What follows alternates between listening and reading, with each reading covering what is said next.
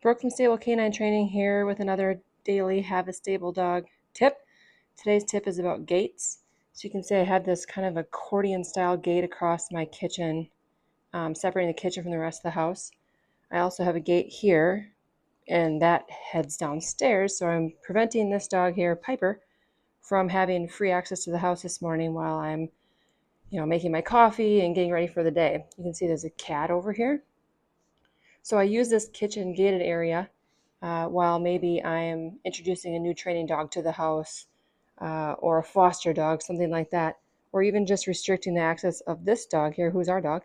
If someone came in the door, a guest came over, I can put her in the kitchen and use this gate to restrict her access to running over there and jumping on people and going crazy.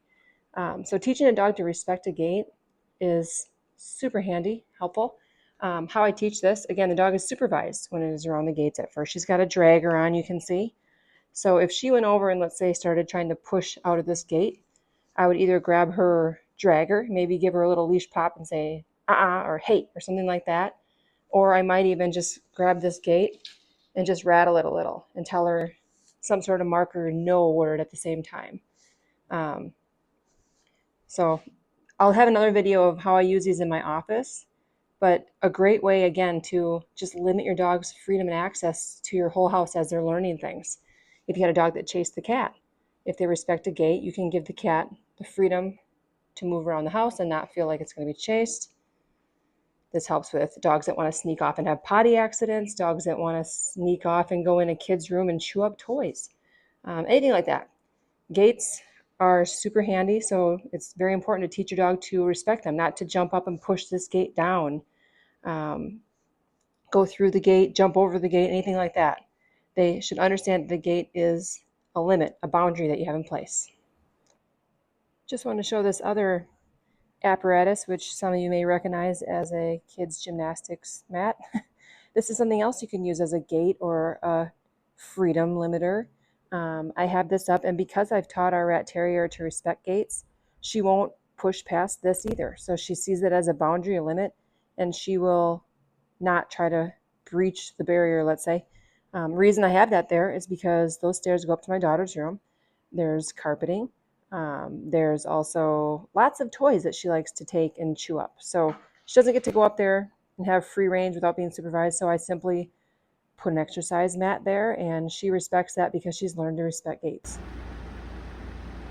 Hi, just one more gate setup scenario I thought I would share. This is my office and my dog room. So behind me where I'm sitting is my desk with my computers. It's where I'm going to be doing conference calls and working all day. And then over here there's crates. There's a training dog in one of those crates. And this is Bender. He's my personal dog. He's taking a little nap on that cot there. And I have this accordion gate set up. This gate, as you can see, it's not a super substantial gate.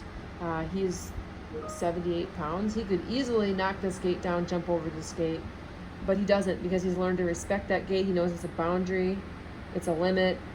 He can't just push it down and go over in those black bins you see against that wall where there's toys and bones and all kinds of things he'd like to get into, or go over to the crate where the dog is and bother him or get him riled up. He respects this little flimsy gate as a limit. Also, if someone comes in that door, my kids like to come in that door, come in here and ask me things. Someone might come over. Obviously, when that happens, Bender gets very excited. But that gate is a boundary in between him and that person, so they can come in and talk to me and not get jumped on by a huge dog. So just another way to help him succeed without having to, hang on to his leash or correct him or get after him. He respects the gate and can be loose in here, hanging out with me, and someone can come in the office and I know there's a boundary in place that he respects.